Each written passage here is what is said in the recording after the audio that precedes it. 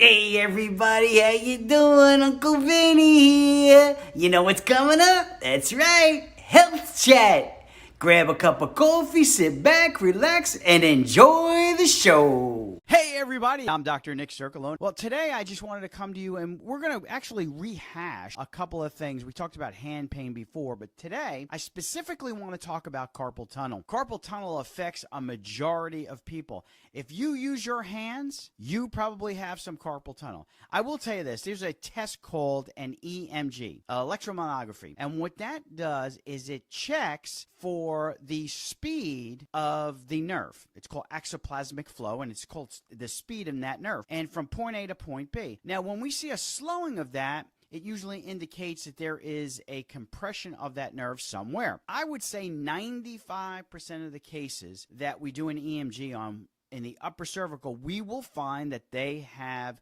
some sort of carpal tunnel. Does that mean they have symptoms of carpal tunnel? Does that mean that it's a surgery kind of related issue? No. What it means is that majority of the people have somewhat of a carpal tunnel. Usually it affects these three fingers, your thumb, your index finger, and your middle finger, and sometimes a little bit of your ring finger. Not everybody has the same symptoms. Some people have total hand numbness and tingling, which can be related part to carpal tunnel and part to something else. But specifically today, we're going to be talking about three fingers. That's the median nerve that affects that area. And some people will wake up in the middle of the night and go, oh, my hands feel so numb. My whole arm feels like it's tingling and falling asleep. Well, these are the things that we're going to talk about today. It's a short, simple explanation for it, but it'll make a lot of sense. A lot of times it's not a true carpal tunnel where we have compression around the retinaculum of the wrist, but it's more of a repetitive strain type injury. For those of you old enough to remember when we first started hearing about carpal tunnel in the workplace, we started seeing changes in the way we had our workplaces modified ergonomically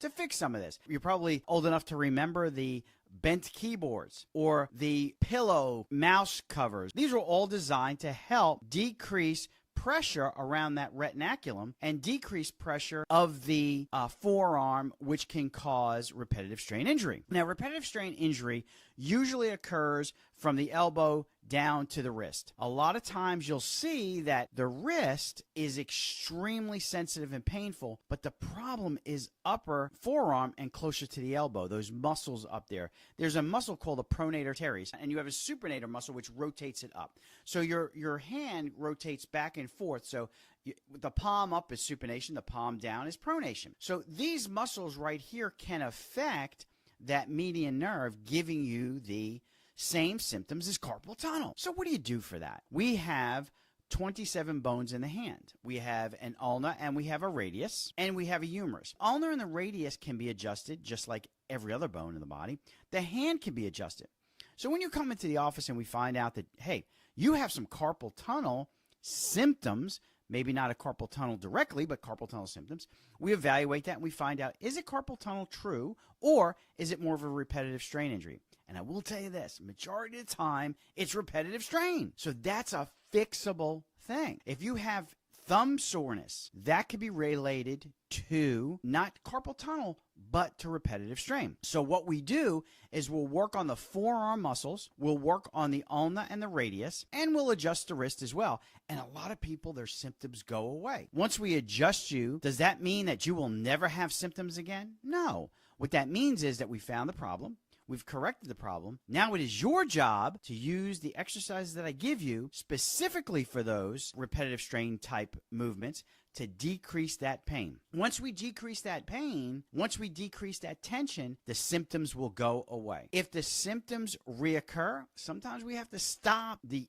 exercise that we're doing, or we have to stop doing that motion that keeps aggravating that for a period of time. Now, you've heard of epicondylitis. That's median or lateral epicondylitis. You've heard of golfer's elbow, tennis elbow. What happens is if you get lateral aspect or lateral epicondylitis, you will have symptoms down into the three fingers that we talked about earlier. So what we have to do is we have to evaluate the elbow as well as the forearm musculature to make sure we don't have compression of that nerve in that area. A lot of people think that, oh, I'm going to need surgery once I have carpal tunnel. No, that's not the case. I would say statistically, 90% of my patients that come into my office with numbness or a carpal tunnel-like symptom, we can get rid of that in 90% of the cases without surgery. Now, that's pretty darn good. And that's without doing injections in the area. That's without bracing. That's just with manipulative therapy. Think about that. 90% of the cases are getting better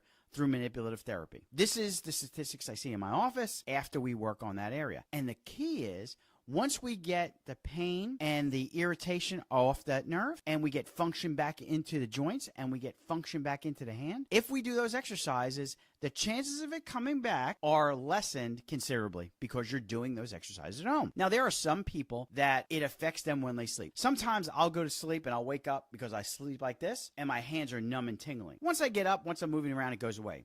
That's not carpal tunnel syndrome. That's just because I compress those areas. And a lot of us have that same problem. So when you come into the office, we want to make sure it is truly caused by the wrist or the forearm, that area that we're going to evaluate to make sure that those carpal tunnel symptoms are in the extremity. We'll also look at the cervical spine. We'll look at the shoulder because sometimes you'll get those same types of pain caused from a disc or a rotator cuff irritation. So these are things that we'll look at as well. But for today, we're just talking about working from the wrist to the elbow. So think about this. If you're suffering from hand pain, if you're suffering from numbness and tingling, don't let it go. I have had patients come into the office that have had this same type of symptomatology for weeks, months, even years. The longer you wait, the worse it is. If you let it go too long, you can damage the nerve and cause a different type of problem that may not be able to be fixed through manipulative therapy. So if you have chronic pain, if you have acute pain, get those things checked out. Do not let this linger because you can get damage to those areas. If you're suffering with any type of hand pain, give us a call. Get us on the chat. Send me something on Instagram. Send me something on Facebook. Send me something on YouTube. Guys, have a great day. Enjoy the rest of the week. We love you and have a great day, and we'll see you next week.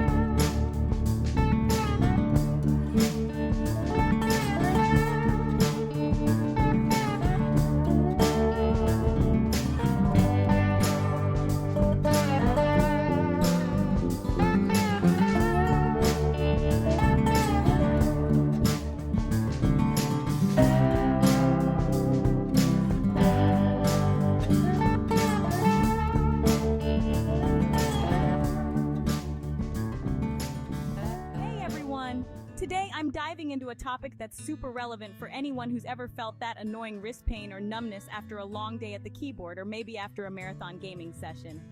Yep, I'm talking about carpal tunnel syndrome and repetitive strain injury.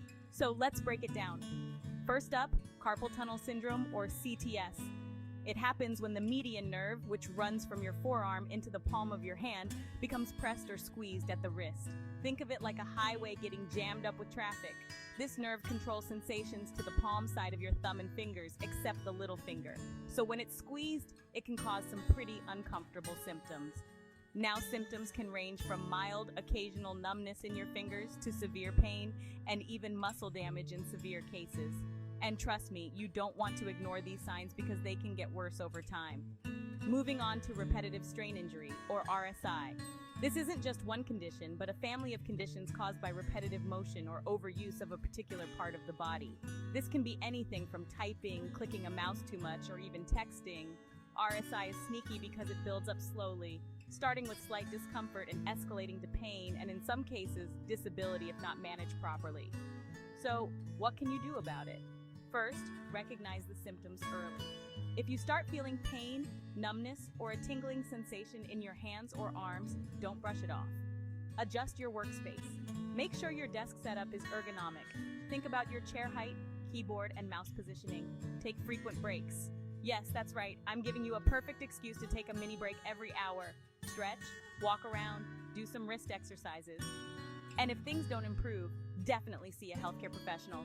Sometimes you might need more than just an ergonomic mouse or a new keyboard tray. Remember, prevention is key. With the right habits and awareness, you can protect yourself from both CTS and RSI. Take care of those wrists and they'll take care of you. Stay healthy and keep tuning in for more health tips. See ya!